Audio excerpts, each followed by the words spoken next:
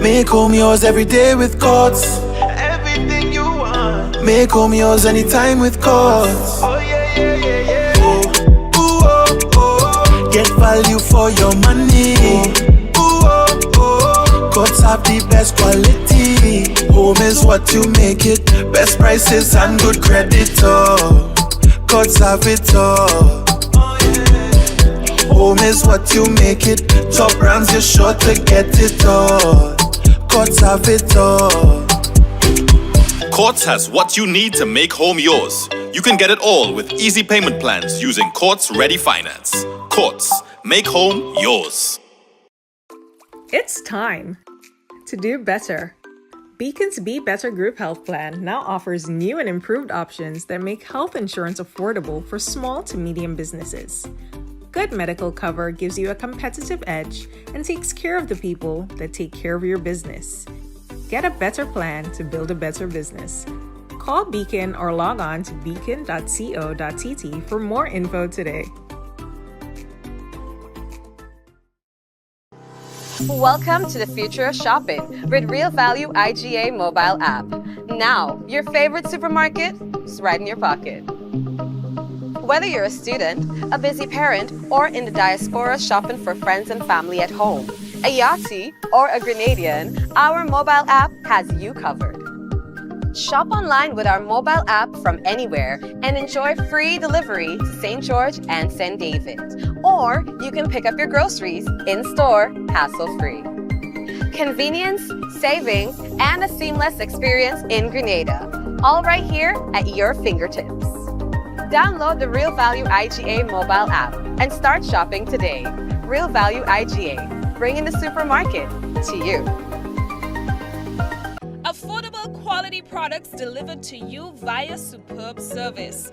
We are superb distributors, wholesalers and authorized agents for trusted products you know and love, like Rika Juices, Pure Heaven products, Bibbin diapers, New Bright laundry detergent, Allegra pasta, and more.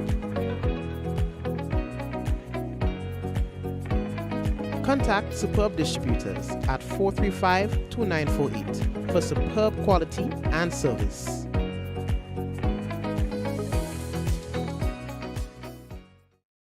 Well, hello and welcome to everyone to another Mikey Live program. How are you doing today? This is where it all happens. We are talking about the good, the bad, and the Mikey. So much to talk about today, so I'm happy that you're here with us. And we're going to get straight into things for today. One young man, he lost his life on the job. A very tragic ending to his very short life. We'll talk to you about that. October 19 is a public holiday. Ralph Gonzalez is going to be the featured speaker at this year's special event. Restrictions on amplified sound on the National Heroes Day, that is on Saturday, as the Prime Minister holds a press conference to highlight these, things in terms of recognition of National Heroes Day. As well, budget reading postponed to 2025. And for those of you who are wondering what's going on, what's the update with the Cliff Road, well, we'll talk to you about that in a while. Moline Road is going to be open soon. Yeah, it's almost ready. All right, so folks, brace yourselves. This is Mikey Live. What we call this is news discussed, not told. We'll take a break, and when we come back, it could be real news in Olilili Lolo. Stay right there. We'll be back.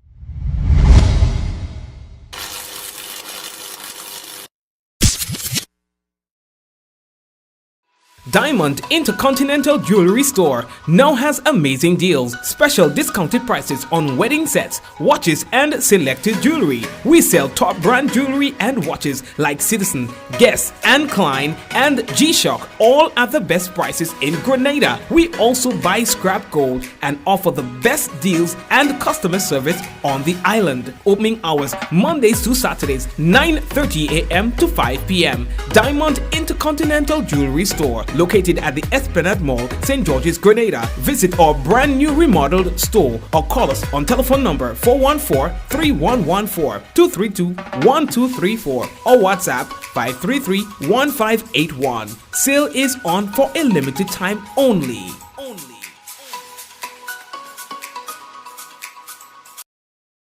Okay, and so we want to say hello and welcome. For those of you who are joining us for the first time, hello, hello, hello. And of course, we call those of you who are always here, folks, we call them the usual suspects. And so we are happy to have the usual suspects with us, Java and the crew, always leading the charge. You understand? So, blessings to you, eh? Good.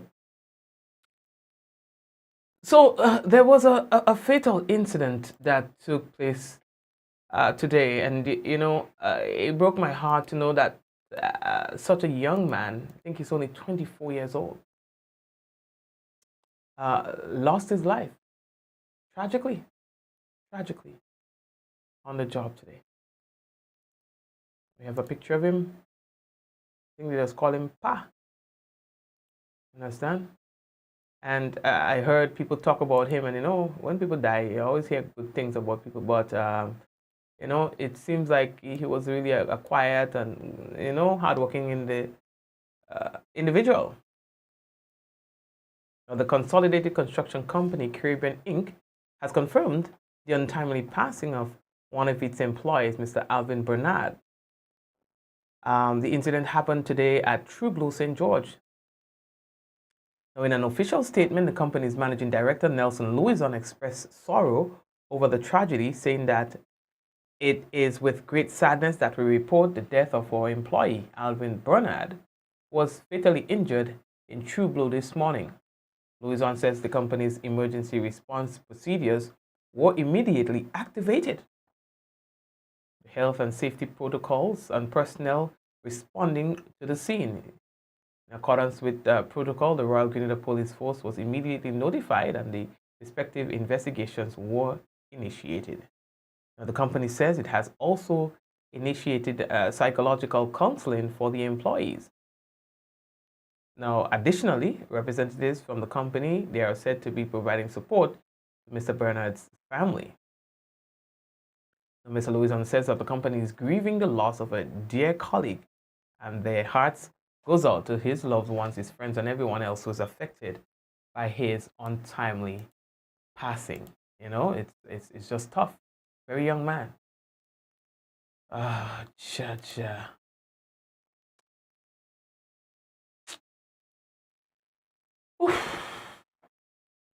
Okay.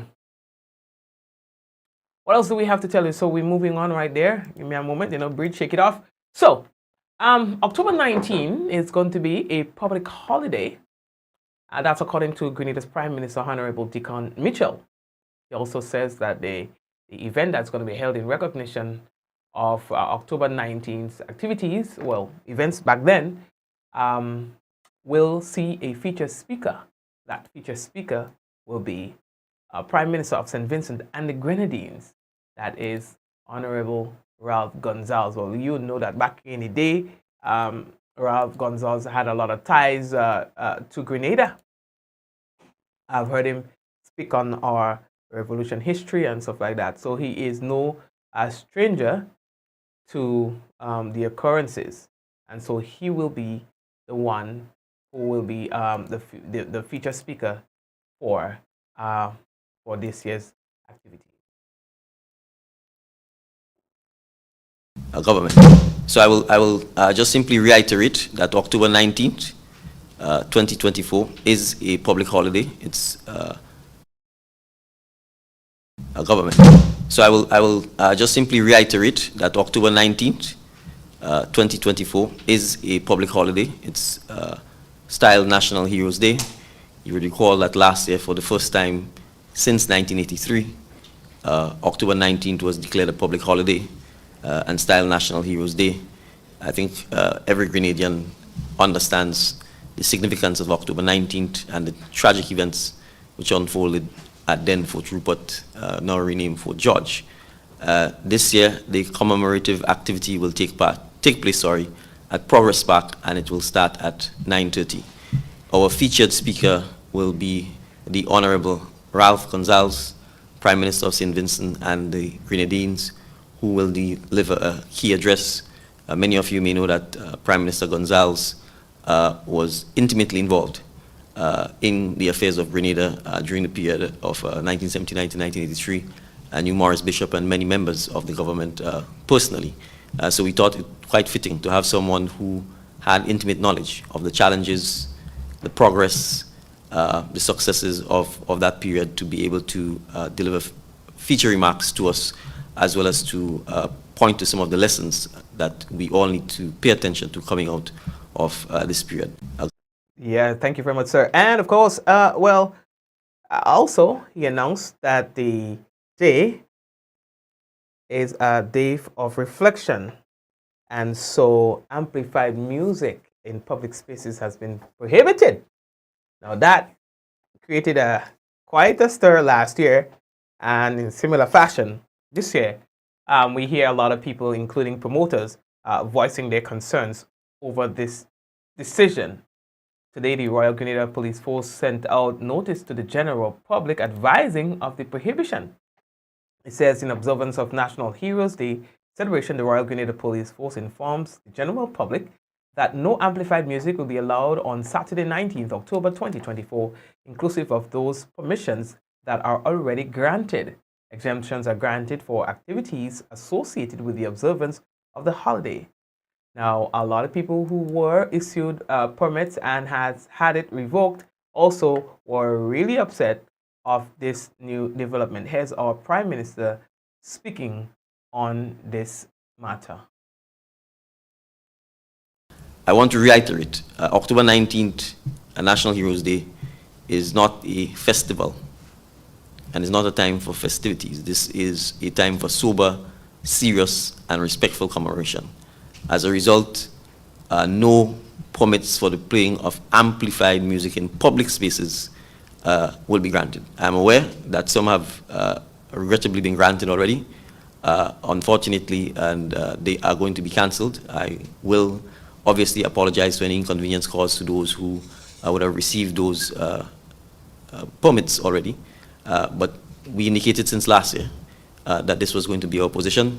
And for the record, we intend to legislate this as well and put it into more permanent and legal form as we begin to form up the framework around National Heroes Day. So we intend to take to Parliament legislation to make sure that the date is properly styled as National Heroes Day, legislation to set out the criteria for selecting our national heroes, legislation to say what our national heroes, whether they are alive or whether they are deceased, would be entitled to, how they would be known, and what other benefits they or their families may get from the state surrounding this event.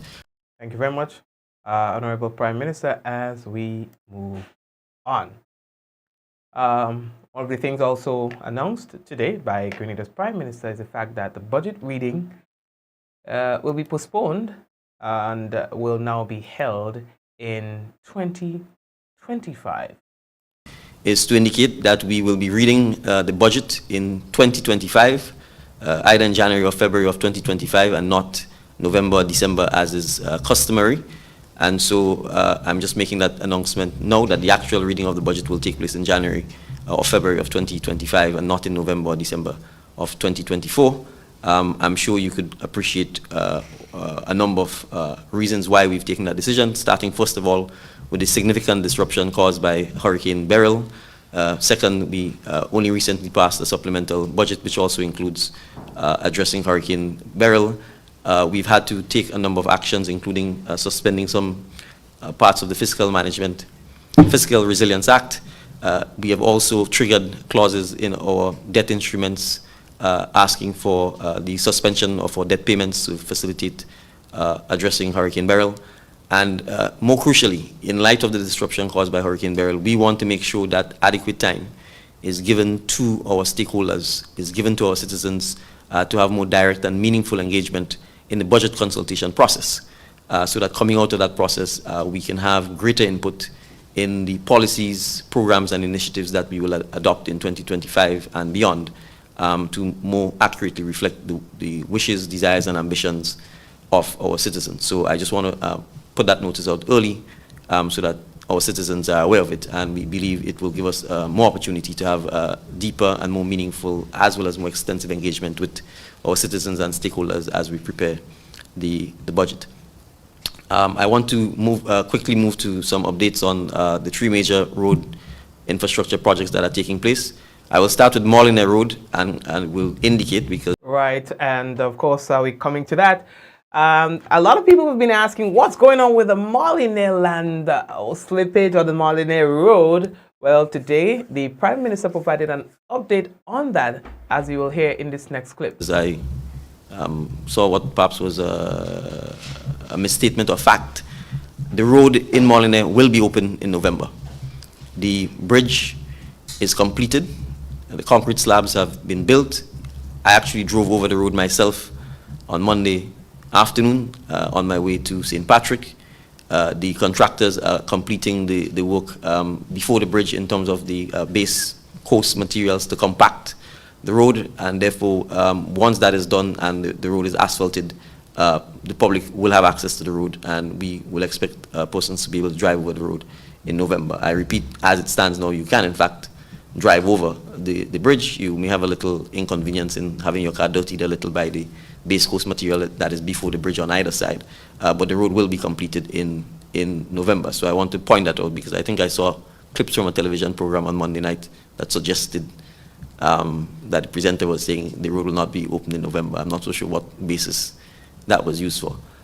So that we expect to happen. I just want to point out there is still rock soil stabilization work to be done upslope and downslope, because a lot of the material that is downslope is materials that were simply cut off from the hill and dumped at the bottom, and obviously we have the sea at the bottom. So we will engage in ensuring that we can take the necessary steps to make sure that the upslope is stabilized, as well as the downslope. So that's the outstanding part of the work that will have to continue. But yes, sir. And of course, the next piece of road that he spoke about is, of course, the Mavia road that they will be tackling pretty soon. That's in Gove, and the Cliff Road. That's been a headache to drivers, having to go. But anyway, he gave an update as to when this project is expected to be completed. Auburn Cliff Road work is also continuing there, and we expect that by the end of 2025, the road there will be completed. The Woburn Cliff Road. Yes, so by the end of 2025, that piece of road, as he says, the repairs there will be completed. Okay, what else do I have to tell you? Okay, we are running out of time. So I would like to take a break again and come back. And when I come back, you know what we do. All right, before we go to that break, we want to big up the people on there. We have Liz on with us. Hey, Liz, what's going on? You good? We are happy to have you, Liz, okay? And Java and Cynthia. Mrs. Scott. Also, Charmaine, what's going on? We're queuing. We're queuing. Evelyn, what's going on? Hope all is well with you. All right. The boss, I tried to get your details today. I can't seem to get anybody who could tell me anything definitively. So I'm not sure what's going on there with that. Hey, Joy, what's going on? Cynthia, Hazel, Ezran, it's been a while. What's going on? Welcome.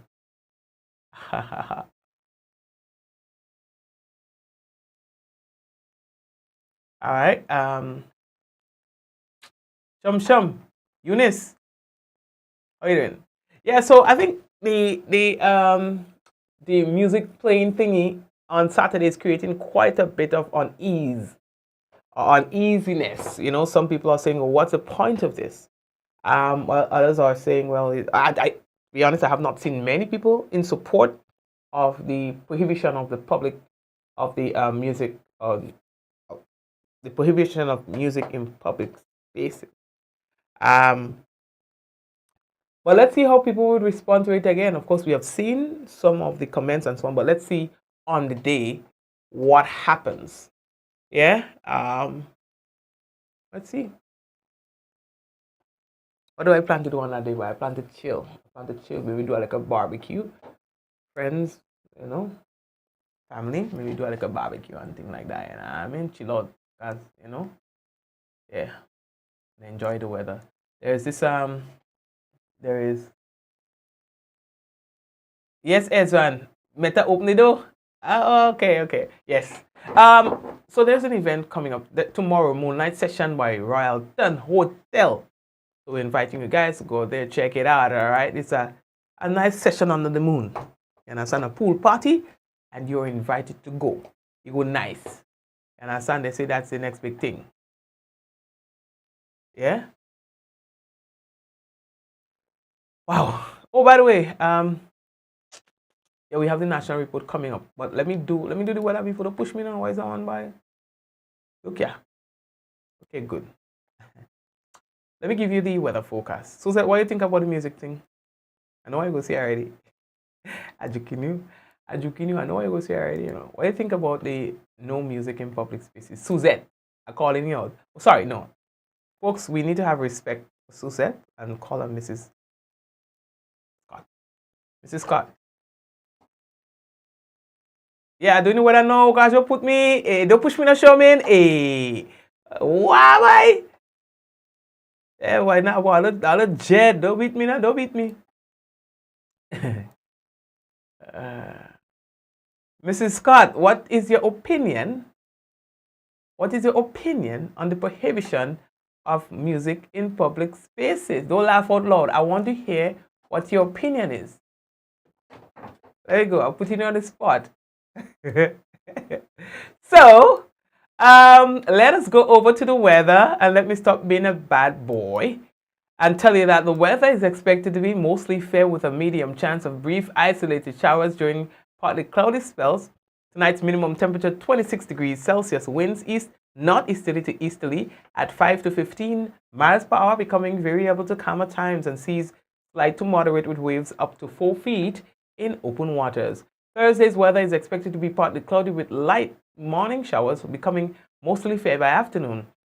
Max temperature 32.5 degrees Celsius, minimum 26.5. Winds easterly to southeasterly at 8 to 18 miles per hour. Seas slight to moderate with waves up to 4 feet in open waters.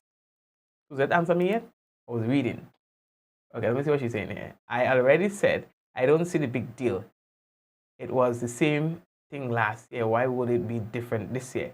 Well, it could be different this year based on the reviews and feedback from last year. And the habit of doing something is no reason to keep doing it.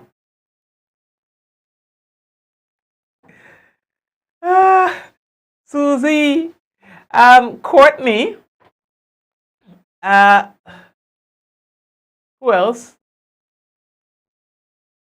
Yeah, we should have more debates on things, like, what should I say?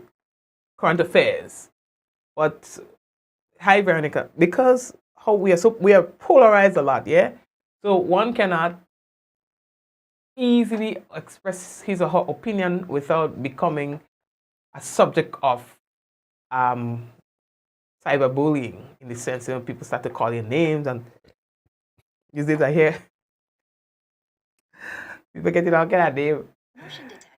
Oh Lord, let me leave that here. All too fetish. Go to the beach. All you too fetish. Go to the beach with the family. Okay. So guys, okay, yeah. Let me give you the national report, and then let me know how you're doing, and then I'm gonna come back. No, so the national report. Well, we do the weather already. So after the national report, we're gonna close off things, and that is it. This story end the way I've been. Oh, Suzette, you get names too? Ha! Oh, you get names? Lord God. All right. Yeah, these days it's just names and all kind of stuff. If you voice your opinion on certain things, I don't think it should.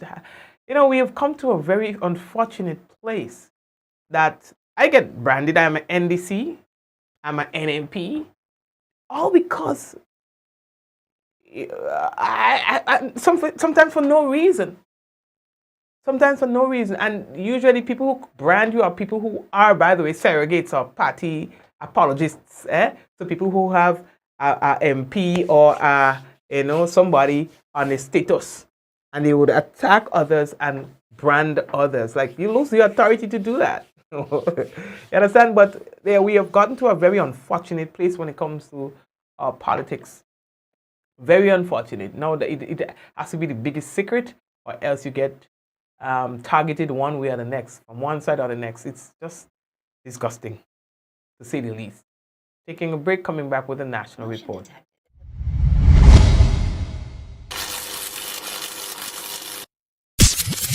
Make home yours every day with Courts. Everything you want. Make home yours anytime with Courts. Oh yeah, yeah, yeah, yeah. Get value for your money.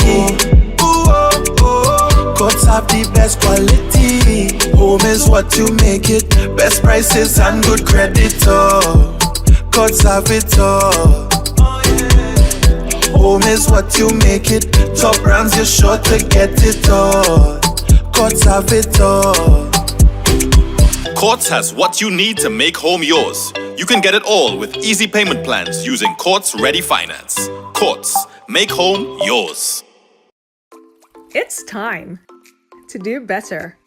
Beacon's Be Better Group Health Plan now offers new and improved options that make health insurance affordable for small to medium businesses. Good medical cover gives you a competitive edge and takes care of the people that take care of your business. Get a better plan to build a better business.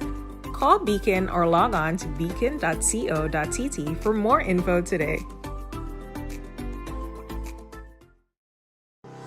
Welcome to the future of shopping with Real Value IGA mobile app. Now, your favorite supermarket is right in your pocket. Whether you're a student, a busy parent, or in the diaspora shopping for friends and family at home, a Yachty, or a Grenadian, our mobile app has you covered. Shop online with our mobile app from anywhere and enjoy free delivery to St. George and St. David.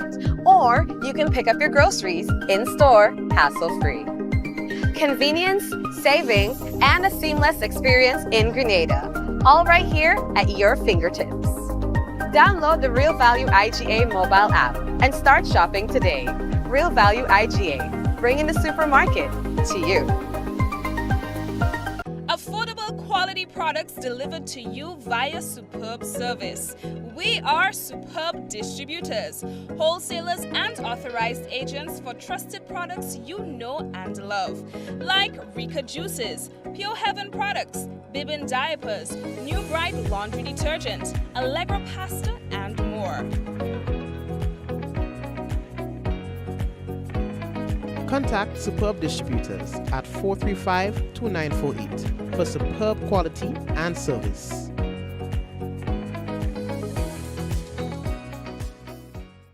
Infinite Contractors and Machinery. We are your one-stop engineering and consultancy company with experience locally, regionally, and internationally.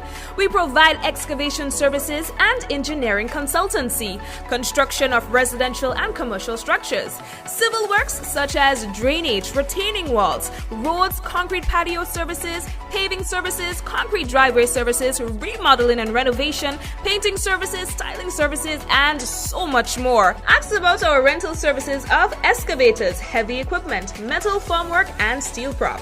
Contact us today via telephone number 537-9675 or email infinitecontractors19@gmail.com. Diamond Intercontinental Jewelry Store now has amazing deals, special discounted prices on wedding sets, watches, and selected jewelry. We sell top brand jewelry and watches like Citizen, Guess, and Klein, and G-Shock, all at the best prices in Grenada. We also buy scrap gold and offer the best deals and customer service on the island. Opening hours Mondays to Saturdays, 9:30 a.m. to 5 p.m. Diamond Intercontinental Jewelry Store, located at the Esplanade Mall, St. George's, Grenada. Visit our brand new remodeled store or call us on telephone number 414-3114, 232-1234 or WhatsApp 533-1581. Sale is on for a limited time only.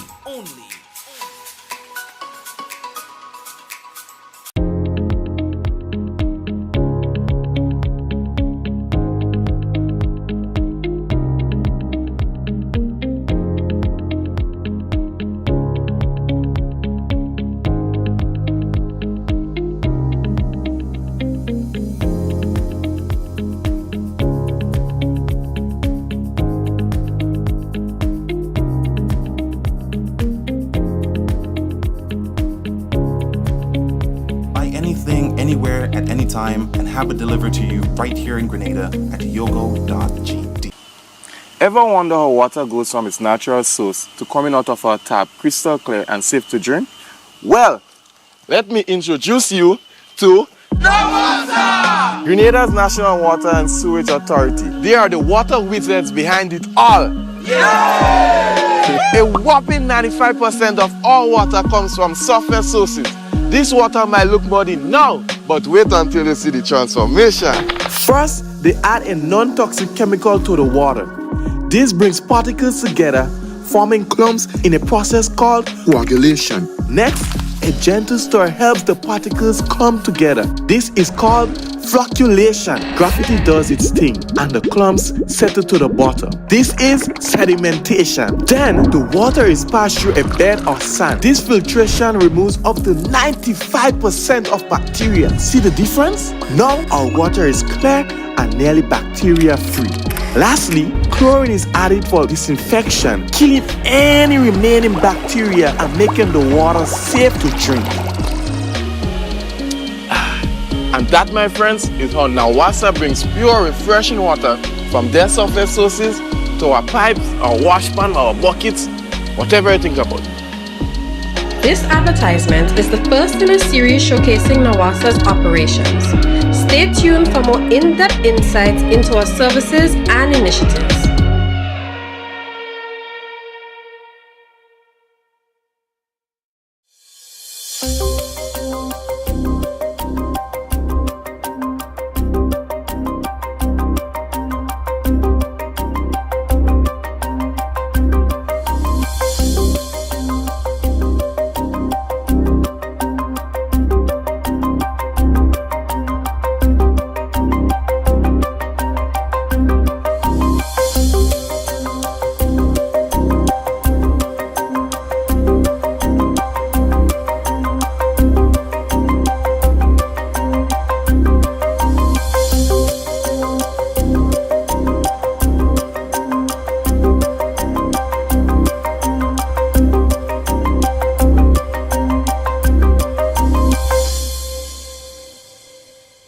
This is the GIS News for Wednesday, October 16th, 2024. I am Rakisha St. Louis. In the headlines, government proposes new pension plan for public officers, and 3 Grenadians awarded scholarship on the CREF SPC program 20 years post-Hurricane Ivan. We'll have details to these stories and more when we return. This song is dedicated to all heroes and patriots who fall. A nation rises one more time to remember and honor our martyrs and our heroes. This proud nation, nurtured by their blood and sweat, comes together for another Heroes Day on Saturday, October 19th, with a special ceremony at Progress Park from 9:30 a.m. Citations and prayers, as well as cultural presentations and speeches by many, including 2 Prime Ministers. Our Prime Minister, Deacon Mitchell, and St. Vincent and the Grenadines Prime Minister, Dr. Ralph Gonzalez. Cultural presentations by the National Folk Group, Vinway, Wizard, Scholar, Nicole Newton Fletcher, and more. It's going to be both solemn and commemorative, and we will come together and call our heroes by their names on Heroes Day, Saturday, October 19th at Progress Park, starting at 9:30 a.m.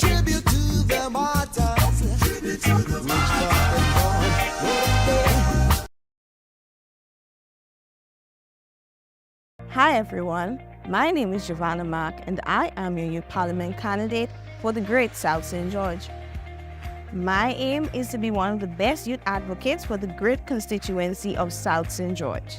My interest is poetry and skills, and also being a voice for the voiceless, an advocate for those that cannot advocate for themselves. So vote for me as your next Youth Parliament candidate. Vote for action and forget the distraction.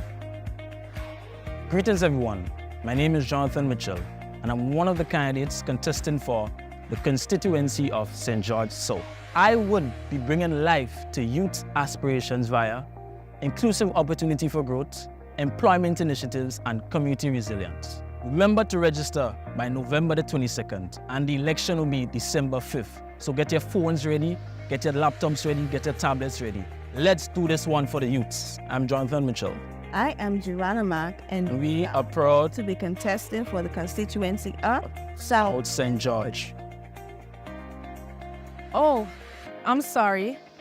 I was just checking to see how many of you are already registered and is ready to vote for me.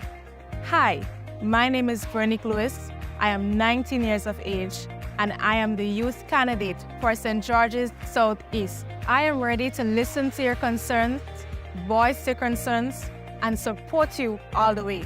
So no long talk. Trust in God, vote with confidence, choose Veronique Lewis. Hi, my name is Symphony Lord, Youth Parliament candidate for St. George Southeast and student of the Anglican High School. I am dedicated to advocacy and doing my utmost best to bring across change. Equity is something not present in every society. However, I would like to play a part in changing that.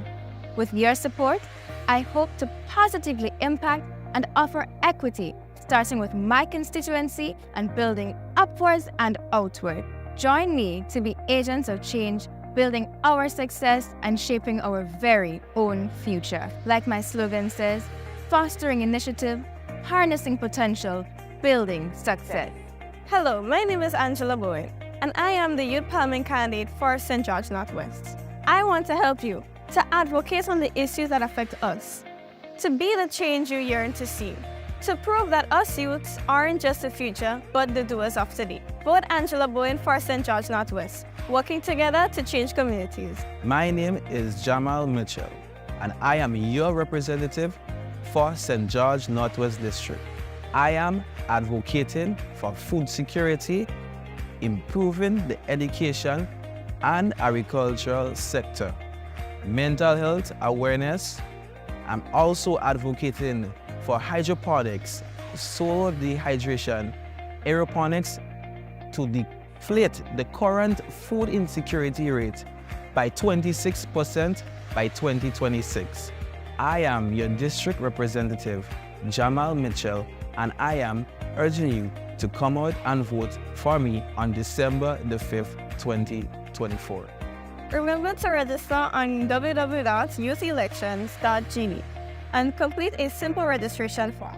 And don't forget to cast your votes on December 5th.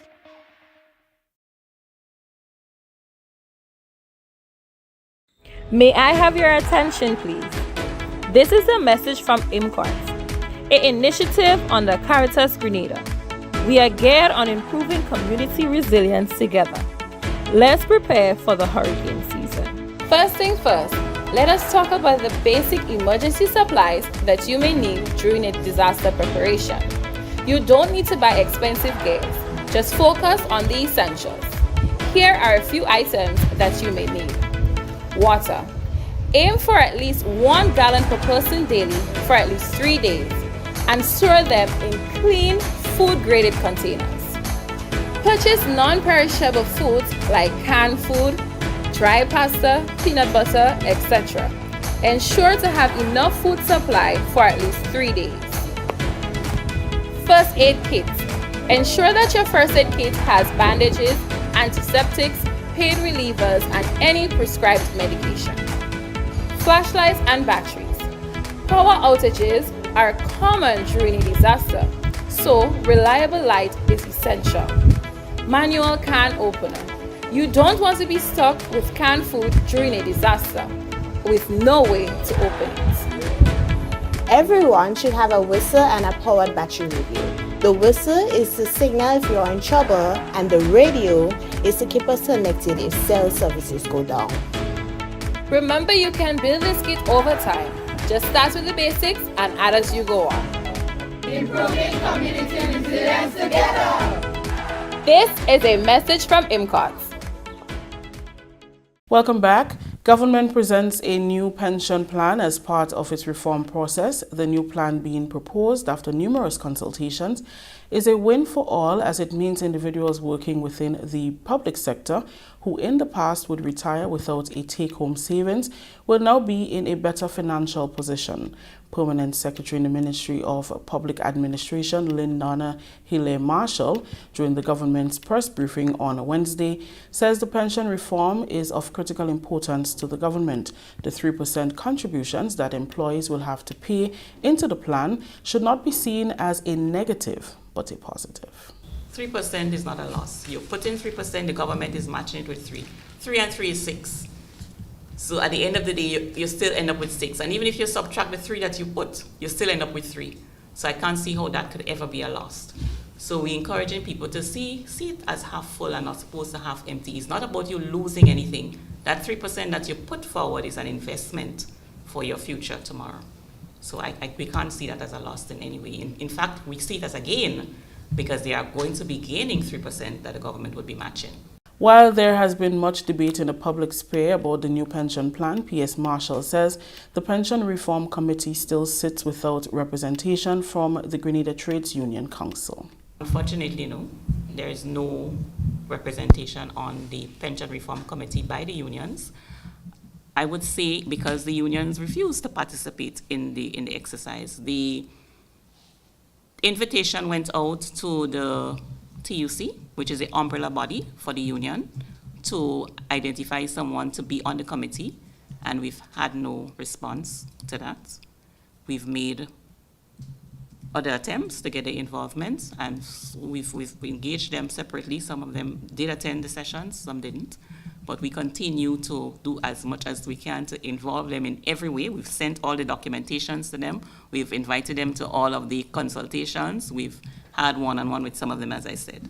But to date, we have not had the commitment to have anybody sit on the committee. Prime Minister Honorable Deacon Mitchell also spoke to the issue, stating that the pension will be applicable to some 3,000 plus persons who at present do not have a pension. PM Mitchell says one must look at the issue of pension reform objectively. If they leave the service now, whether it's on retirement age or whether they've worked for 10 or 15 years, they get nothing. So what the government is seeking to do is to give them a pension plan. And the government is contributing 3%, and we're asking them to contribute 3%. So that 3% is their money. The only issue is that we are simply saying, as opposed to spending all of it now, we are incentivizing you to save 3% of it, and we are matching an additional 3%. And to be clear, for all of the years that you've been working that you do not currently have a pension plan for, so that if you were leaving tomorrow, you will get nothing when you walk out, we are actually paying a past service contribution on the commencement of the pension plan. As in, we are going to fund a certain percentage to recognize the fact that you've already worked for whatever period of time with no payments going towards your pension. So I want to emphasize this. This is gain, gain, gain, because currently you have nothing. If you leave now, you get nothing. If you work until you retire, you get nothing. And we're saying that, you see the numbers. We're not talking 5 people here. We are talking 3,600 plus persons who currently face this situation. Sustainability, Prime Minister Mitchell says, is also key in the new pension plan, as it is not prudent to go back to a system where the pension is solely funded by the government. Because the situation we're in has arisen by the fact that essentially we had an unsustainable human resource finance management policy in place, which saw 70% of our money going towards wages and salaries, and the rest going towards financing debt. I still want to repeat the call made by the PS. Very early, the department wrote to the Trade Unions Council, inviting them to take part in this process. They have never done so. Notwithstanding that, we will continue to engage with them, whether it's individually or collectively, if they want to do so. The consultant has been on island repeatedly throughout this process, and there's been several engagements, and we have no difficulty in addressing that. The PS didn't say this, but I'm going to say it. The Public Workers Union went to the lawyers who wrote the government. We've since responded to that letter. And even in that letter, although what was contained in the letter was hogwash, we have still indicated to them we are ready to meet, and we proposed the date of 30th October. But I want to make it clear. We are committed to doing this. We are committed to making sure that we do not leave the current generation of workers who do not have a pension to find themselves 5, 10, 15, 20 years from now retiring with no pension in place. Check payments to farmers impacted by Hurricane Beryl will begin tomorrow, October 17th. These payments are part of the ministry's income support program, providing 4,500 EC dollars to farmers up to 5 acres of land and 9,000 for those with more than 5 acres. So far, claims valued at $7,015,500 have been made. Government has acted on the request of some farmers for payments to be made to them in checks. Honorable Lennox Andrews, Minister for Agriculture and Lands, Forestry and Marine Resources, announced the location and collection period for farmers to collect their checks from tomorrow. At the Northern District of Sautez, it will be done at the Plains District Office at 10 a.m. Ministers Cornwall and Andal, they will be there to hand out the checks to you as of 10 a.m.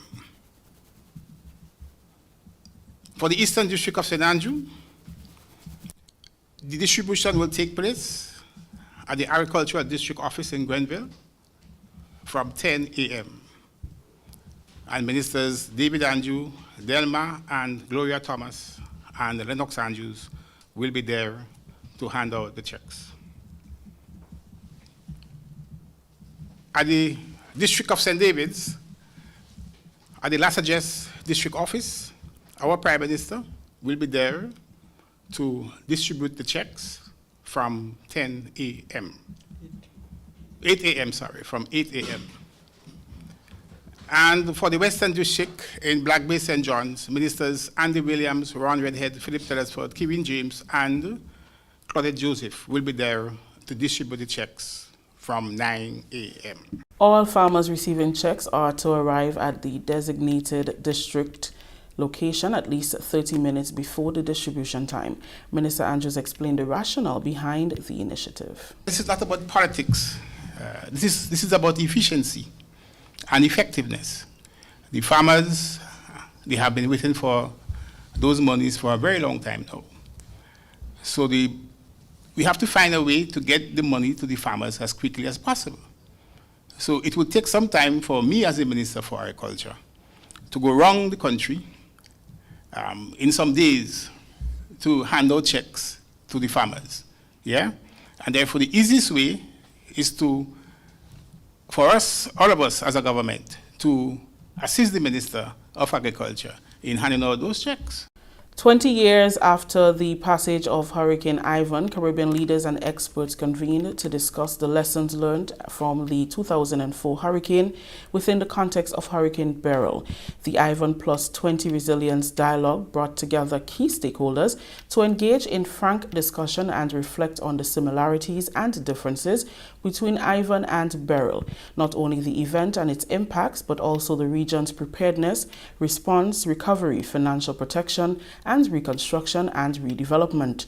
Prime Minister Honorable Deacon Mitchell said Grenada's efforts are now focused more on relief than recovery. Financial support, cleanup efforts, and other support are being provided for residents both on mainland and in Carriacou and Petit Martinique. We are still in the relief stage because you have large pockets of persons who've lost their livelihoods and whose livelihoods will not come back easily. And we can talk about farmers, for example, and the fisher folk. Because many of our farmers depend on medium to long-term crops to survive. And so we are in the process of essentially giving income support, and it's likely we're going to have to maintain income support for a sustained period of time for persons who are in that position. From a recovery point of view, and I'm just giving snapshots of areas. For example, in Carriacou and Petit Martinique, we've been able to resume schools in a very short period of time. So it meant that students were only out of school for the month of September, which is a remarkable achievement because it helps to also address the psychosocial challenges that you would otherwise face if children are out of school for a long period, both on children and on parents. We have done incredibly well with the cleanup campaign, particularly in Carriacou and Petit Martinique. And if you understand the level of debris and the magnitude of the destruction, not just to the built environment, but to the marine and the physical environment as well, it's mind-boggling. But if you go there, you may not, in some instances, realize that we had a Category 4 hurricane. And bearing in mind that you're dealing with small islands that do not have any major infrastructure to bring or take stuff off the island, I think the cleanup, both on land and the marine environment, is proceeding very well. He said his government has been making the tough decisions to undertake long-term planning towards building back better following the disaster. Prime Minister Mitchell said building techniques, among other critical aspects, will have to be modified. We are going to have major challenges, and we have to be able to accept that in addressing housing, and it is going to require us to take a long-term view and to make hard decisions. And Mr. Gibbs probably didn't say a lot about himself, but he can tell you about his efforts probably made since 2004 to address construction and the quality of construction in Grenada, Carriacou, and Petit Martinique, and the challenges we face still there. We have to look at how we can use modern building technologies and techniques that can really put us in a position where we don't find ourselves having the level of catastrophic damage that we faced in Carriacou and Petit Martinique. We are going to have to harden our infrastructure. Let's take the grid. The entire grid snapped. In some cases, it was in fact poor construction in terms of the poles and so on, but in any event, almost 100% of the transmission and distribution grid was destroyed. And so we're going to have to ask questions, and the power companies hard at work as to how do we put some of the main feeders on the ground to ensure that we don't relive this experience year in, year out. Communications was a major disaster. Both providers disappeared. So again, how do we harden the communication? How do we, as a region, because this can't be done in Grenada only, look to things like satellite communication to be able to give us the connectivity. Following the dialogue, the Ivan Plus 20 time capsule event, participants placed items in the capsule that paint a picture of the period before or during Hurricane Ivan, the present, and the hopes for the future. The time capsule will be reopened in 20 years in 2044. It will be housed at the Grenada National Museum. Continuing the news, officials from the Mount Sinai Health System are in Grenada after the official signing of an agreement with government with the aim of strengthening the General Hospital. The Mount Sinai team, including the executive director and other staff, met with a team from the General Hospital on Tuesday to discuss their approach for the next few days. The partnership is a major milestone under Project Polaris, which includes the development of a state-of-the-art smart research hospital in Hopeville, Grenada. Project Polaris is the cornerstone of the transformation and modernization of the health and wellness sectors in Grenada. Jonathan Wetzel, Executive Director of Mount Sinai International, said that Mount Sinai's team of experts will assist with improving and promoting healthcare. Mount Sinai International is the organization within the Mount Sinai Health System, which is a large integrated academic medical center in New York City, in the US, consisting of 50,000 employees, 8 hospitals, and over 400 ambulatory practices. And our role is to work together as an organization to bring the best that Mount Sinai has to offer to our partners globally. We have relationships that span China to South America.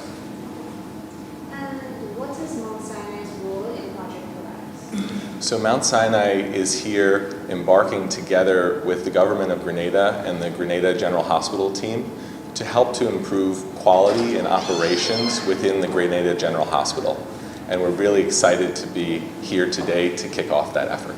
Medical Director Dr. Taisha Darnell shared optimism regarding the potential outcomes of the agreement. She highlighted the extensive expertise of Mount Sinai and emphasized the importance of information sharing as a key aspect of the developmental process. The benefits of the Mount Sinai project to the hospital and the community is one of quality improvement. The whole project is aimed at improving the quality of services that we offer to our population. We want to improve the services, we want to offer better health care, and we want to make sure that we implement all the processes, policies, and guidelines to ensure that we improve in the service that we offer to all of our citizens and the visitors. When it comes to training and development, for me, I believe that the area of quality and infection prevention and control is an area of need in terms of developing, because infection prevention and control as well as quality services is very important for the functioning of any health institution. So having added training in those areas, both for our physicians and nurses, I believe is crucial in helping us to carry on the mandate of this whole project. Acting Director of Nursing Services, Norris Martin Charles, spoke on what is anticipated from the partnership. We hope to take an in-depth look at what we do, our daily operations, and our patient outcomes. And whatever we are not doing right, what we're doing good, we'll recognize it. What we're not doing right, we'll find quality initiatives through which we can improve what we do. Now, of course, quality is a continuous process, but we hope to build on what we do. And at the end of the day, our patients would benefit. The outcome that they would get would benefit because we would have developed on what we do on a day-to-day basis. And what we're not doing right, we'll do it better. This is the GIS News. When we return, prefabricated houses arrive in Carriacou. Hello youths, my name is Kwesi Po, and I am a candidate for the upcoming National Youth Elections. I'll be running to represent the constituency of St. George Northeast. However, before you can vote for me, please go and register. Registration is ongoing from now to the 22nd of November 2024. As a health promotion officer and aspiring youth leader, I've had the opportunity to interact with youth from all walks of life. The unemployed, the underemployed, those who feel successful, and those who do not know what they want to do with their lives. But one thing I have learned from my interactions, that the youths of St. George Northeast, they're on fire.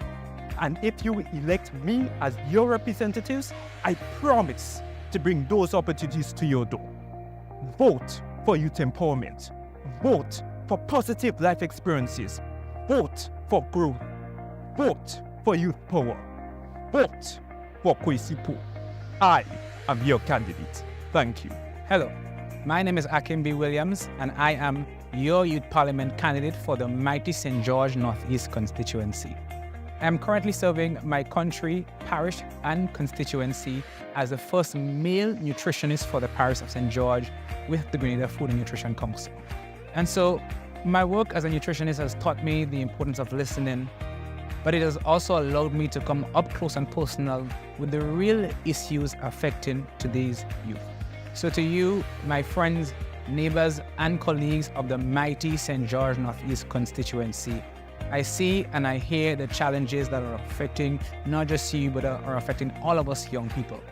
So come the 5th of December, I encourage you to vote. Vote for someone who understands the real issues affecting all of us young people. Vote for the one who will be unapologetic and unafraid about addressing our issues. So join us and make your voice count. Don't just dream it, but lead it. We are proud to be contesting in the constituency of St. George Northeast. Hi, I am Melissa Julian, and I am one of the candidates for the Tongue of St. George. I do believe my ability to multitask and my excellent interpersonal communication skills will make me the best candidate for the Tongue of St. George. If elected, I can reassure you that you are in the safest hands. Remember, I win, you win. Hope, change, and progress. Failure is not an option. Why me, you may ask. Why not me, I may answer. Sure question. Hi, my name is Remaya Griffith, and I am one of the candidates for the Town of St. George in the 2024 National Youth Election. I am prepared to serve you. My key areas are youth empowerment, youth development, participation, and mental health. Be a part, don't depart, cast your vote, and let's make a new start. Embracing today to shape tomorrow, we are the future. Vote for Ryan.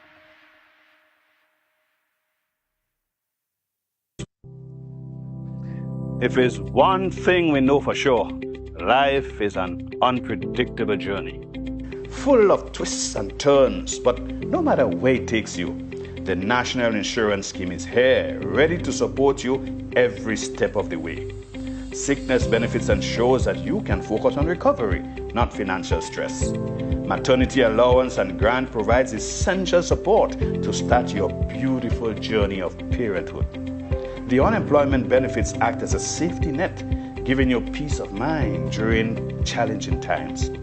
Employment injuries can be daunting, but NIS provides comprehensive coverage, including injury benefit, medical expenses, disablement, and death benefits. At NIS, your well-being is priority. Now, you can face challenges confidently, knowing that support is just a claim away. Contact us today to find out more about the range of benefits, or visit our website at www.nisgrenada.org. Welcome back. Prime Minister and Minister for National Security, Honorable Deacon Mitchell, has announced the revoking of permits issued by the Royal Grenada Police Force, the event promoters, for activities on Saturday, October 19th, National Heroes Day. Honorable Deacon Mitchell made the announcement during the government's press briefing at Parliament House on Wednesday. Prime Minister Mitchell said the intent of the holiday is one that was meant for solemn reflection. It's not a time for festivities. This is a time for sober, serious, and respectful commemoration. As a result, no permits for the playing of amplified music in public spaces will be granted. I'm aware that some have regrettably been granted already, unfortunately, and they are going to be cancelled. I will obviously apologize for any inconvenience caused to those who would have received those permits already. But we indicated since last year that this was going to be our position. And for the record, we intend to legislate this as well and put it into more permanent and legal form as we begin to firm up the framework around National Heroes Day. So we intend to take to Parliament legislation to make sure that the date is properly styled as National Heroes Day, legislation to set out the criteria for selecting our national heroes, legislation to say what our national heroes, whether they are alive or whether they are deceased, would be entitled to, how they would be known, and what other benefits they or their families may get from the state surrounding this event. He gave further clarity on the restrictions to the amplified music, stating categorically that it is meant to expire at midnight on October 19th. It was meant to be for the 19th, and the 19th ends at midnight. So it was, the intent was to ensure that for the day of the 19th, including going into the night until midnight, that there is no amplified sound. Yeah. And I just want to emphasize that, because we have to be careful that as a country we don't send the signal. Then it means public holidays, national holidays, which are meant to be symbolic of something, all gets squeezed into a party holiday. Almost all holidays at one point in time or another actually was meant to be reflective or symbolic of something, whether it's Christmas, whether it's the Easter holidays, and we can go on. A lot of them were Christian-based holidays. If we are going to be introducing national holidays that are meant to commemorate our national heroes and are meant to particularly mark the most tragic event in our national political psyche, partying and fetting, and it's simply not something that is, in my view, consistent with that. And we need to be consistent in the approach we send. And that's why I'm saying I'm obviously going to apologize for any inconvenience that has been caused as a result of that, because we appreciate that. But since last year that was said, perhaps our citizens are not listening. And also it's unfortunate that it happened that permission was given by the RGPF, because we would have communicated since last year our intent. But I guess perhaps people are used to people being inconsistent. And so they figure if you say it will be a solemn day, they probably expect the next day you'd forget and allow partying, and that's not the intent of this administration. The commemoration of National Heroes Day will commence at 9:30 a.m. at Progress Park, St. Andrew on Saturday, with the featured speaker being Dr. Ralph Gonsalves, Prime Minister of St. Vincent and the Grenadines. 15 of 27 prefabricated houses sponsored by Trinidad-based volunteer organization Hands That Serve have arrived in Carriacou. The houses, which will be fully furnished, are part of housing support in the rebuilding process following the passage of Hurricane Beryl. Minister for Carriacou and Peter Martinic Affairs and Local Government, Honorable Tevin Andrews, has extended appreciation to Hands That Serve for their contribution. Housing construction has been one of the major concerns since the hurricane. Minister Andrews noted that the Government of Grenada, through the Ministry of Carriacou and Peter Martinic Affairs, is providing material support for the restoration of roofs.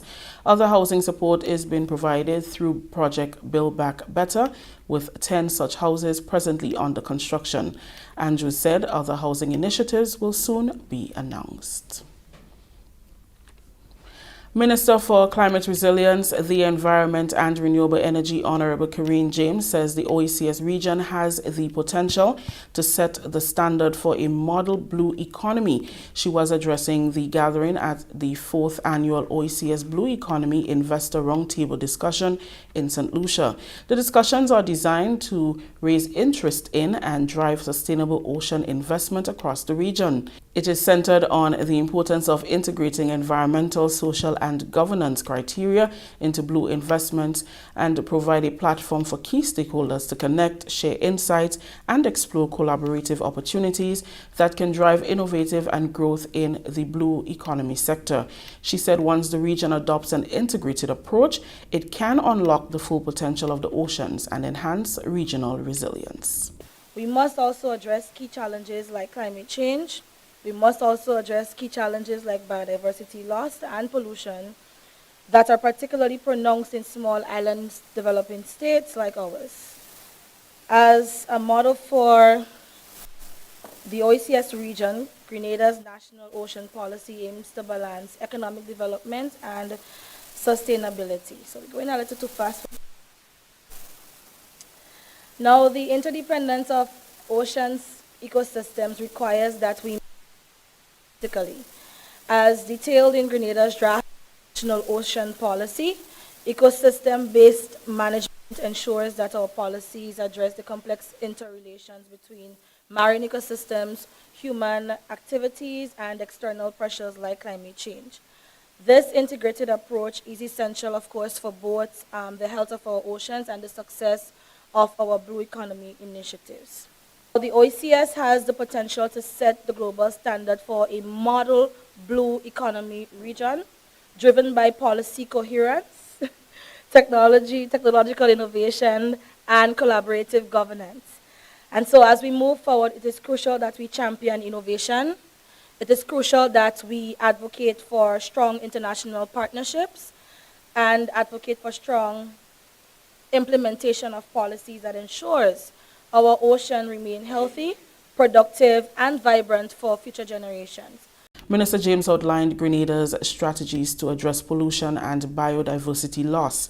Government, she says, continues to invest heavily in the blue economy. Climate change, biodiversity loss, and marine pollution. Rising sea levels, increasing ocean acidification, sargassum influx, and more frequent extreme weather events are threatening our coastal and marine ecosystems. Biodiversity loss driven by overfishing and habitat destruction weakens the resilience of marine life, while pollution, particularly from plastics and land-based activities, continues to degrade our ocean environment. And earlier on today, you've heard a presentation from my advisor and a robust figure in the plastics treaty and plastics dialogue as it relates to marine pollution and plastics. Now, Grenada's active engagement in international agreements like the BBNJ agreement, and we will ratify very soon, and the Global Plastics Treaty highlights the need for global action to dealing with marine pollution and biodiversity loss. Grenada's draft National Ocean Policy is not just a local framework, but is a part of a larger regional blueprint for aligning policies across ocean member states. We believe that it emphasizes the need for a unified approach, ensuring that the management of our fisheries, our tourism, as you've heard, energy and coastal protection sectors is coordinated and mutually supported. Thus, this policy framework allows us to balance economic development with environmental protection, ensuring that our ocean resources are managed sustainably across all sectors. OECS Director General, His Excellency Dr. Didacus Jules, Honorable Darren Penard, Minister for Labor in Dominica, Dr. Jamie Cavalier, Vice President of the International Conservation Caucus Foundation Group and French Ambassador to the Eastern Caribbean, Barbados and the OECS, His Excellency Francis Etienne, also attended the event. A two-day inaugural leadership conference organized by the Ministry of Education just concluded at the Grenada Trade Center. Grenada collaborated with the World Bank Group to host the seminar, which brought together education leaders, policymakers, and key stakeholders to explore innovative strategies for visionary leadership, school improvement, and ways inclusive learning environments can be fostered. The overarching goal to propel continuous conversation around educational transformation. The leadership conference was held under the theme, Empowering School Leaders as Catalysts for Educational Transformation. World Bank representative Claudia Lopez commended Grenada on its move to initiate change within the education system. We are now in the operational planning phase, which means that we are developing tools and skills that will be key to implement this education sector plan and this education priority reform. This conference, organized as part of the support, is a testament to the importance of leadership to drive change at all levels of the education system. Because ultimately, effective leadership is the cornerstone of successful reform in education. Deputy Chief Education Officer for School Administration, Kathy Ann James, is one of the main organizers of the event. She outlined the significant role leadership plays in resolving and redefining education in Grenada and throughout the region. A call to action, a moment to reimagine our schools as hubs of innovation, collaboration, and inclusivity. I am proud to share that this significant event is in collaboration with the World Bank. In 2022, the Global Partnership for Education, GPE, supported the development of Grenada's education sector plan, and one pillar that plans for transformation is governance and management. Strengthening education systems by empowering leaders to promote transparency, accountability, and effectiveness. Principal of the T.A. Marisha Community College, Andrew Abraham, delivered the keynote address. He focused on how the enabling environment can be created to encourage transformation within schools. Creating an environment where it is safe to try new methods, learn from failures, and strive for continuous improvement is essential, a part of transformation. Us school leaders can offer students part-time engagement, maybe as observers or part-time work, or sometimes just pro bono. You're in there and you're not getting paid. School leaders, you can have such partnerships where your students and your faculty can be exposed to cutting-edge technology that would also give them an insight into some of the careers that is to come. If Grenada is to realize true growth and competitiveness, there must be a transformation of the education system. That's according to Permanent Secretary Aaron Francois. The government is increasingly not satisfied with some of the educational outcomes and is seeking ways to better align education systems with job market needs. In his Vision 75, which was delivered as part of our Golden Jubilee celebration of independence, Prime Minister Honorable Deacon Mitchell articulated very clearly that Grenada will not be transformed without transforming the education system. And I may add, the education system will not be transformed without transforming its leaders. Therefore, in order for our school leaders to meet the challenges of the times and be the transformation leaders that Grenada so desperately need in the education system, we must all embrace some of these practices. First of all, we must view and observe life from the right lens. We must develop and cultivate the right traits. Remember I said, this leadership conference is about, I want you to say it's about me. It's about me. We must develop and cultivate the right traits. Traits that are good and not bad.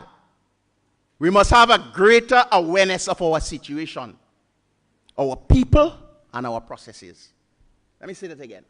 We must have a greater awareness of our situation, our surrounding, our people, and our processes.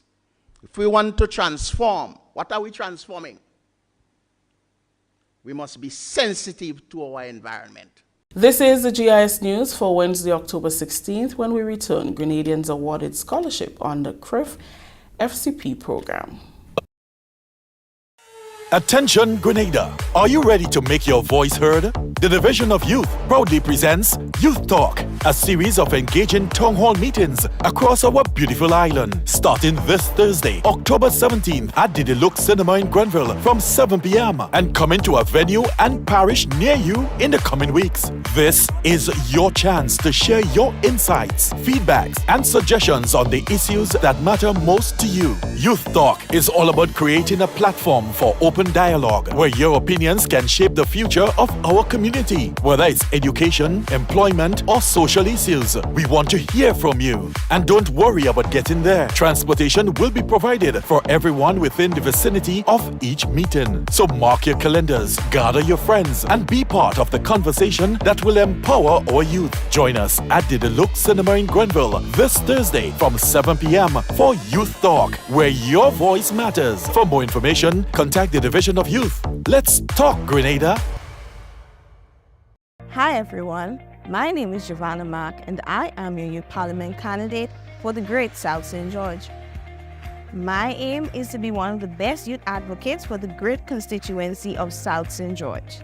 My interest is poetry and skills, and also being a voice for the voiceless, an advocate for those that cannot advocate for themselves. So vote for me as your next Youth Parliament candidate. Vote for action and forget the distraction. Greetings everyone, my name is Jonathan Mitchell and I'm one of the candidates contesting for the constituency of St. George South. I would be bringing life to youth aspirations via inclusive opportunity for growth, employment initiatives, and community resilience. Remember to register by November the 22nd and the election will be December 5th. So get your phones ready, get your laptops ready, get your tablets ready. Let's do this one for the youths. I'm Jonathan Mitchell. I am Giovanna Mark and we are proud to be contesting for the constituency of South St. George. Oh, I'm sorry. I was just checking to see how many of you are already registered and is ready to vote for me. Hi, my name is Veronique Lewis. I am 19 years of age and I am the youth candidate for St. George's Southeast. I am ready to listen to your concerns, voice your concerns, and support you all the way. So no long talk. Trust in God, vote with confidence, choose Veronique Lewis. Hi, my name is Symphony Lord, Youth Parliament candidate for St. George Southeast and student of the Anglican High School. I am dedicated to advocacy and doing my utmost best to bring across change. Equity is something not present in every society. However, I would like to play a part in changing that. With your support, I hope to positively impact and offer equity, starting with my constituency and building upwards and outward. Join me to be agents of change building our success and shaping our very own future. Like my slogan says, fostering initiative, harnessing potential, building success. Hello, my name is Angela Bowen, and I am the Youth Parliament candidate for St. George Northwest.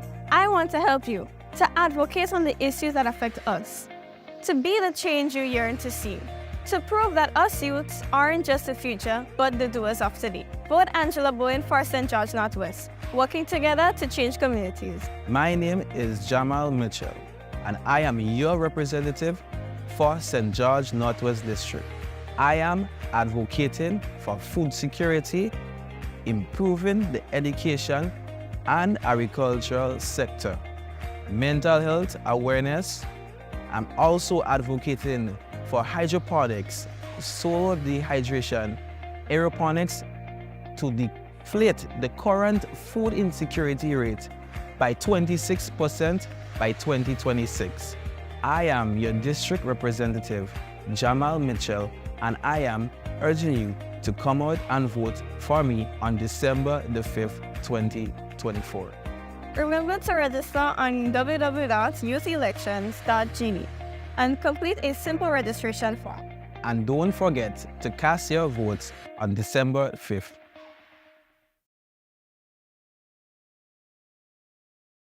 Welcome back. 3 Grenadians were awarded scholarships under the Caribbean Catastrophic Risk Insurance Facility Segregated Portfolio Company's Ivan Plus 20 Scholarship Program. The program, which started in 2010, provides postgraduate and undergraduate study scholarship to students within the region. To date, CRIF SPC has provided scholarships to the tune of $1.8 million in areas such as disaster risk management, disaster risk financing, meteorology, climate studies, geography, environment management, and risk management. Dr. Timothy Antwine, Governor of the Eastern Caribbean Central Bank and Chairman of the program, announced these scholarships at the Ivan Plus 20 Resilience Dialogue in Grenada on Tuesday. Each year, we provide up to 6 scholarships for select master's program at Caribbean universities. And for 2024, the year of Ivan, we are awarding 2 additional postgraduate scholarships and 2 additional undergraduate scholarships to Grenada and Cayman Islands, which were the countries most impacted by Hurricane Ivan. Each postgraduate scholarship has a value of $11,000. That's US dollars. That's US dollars.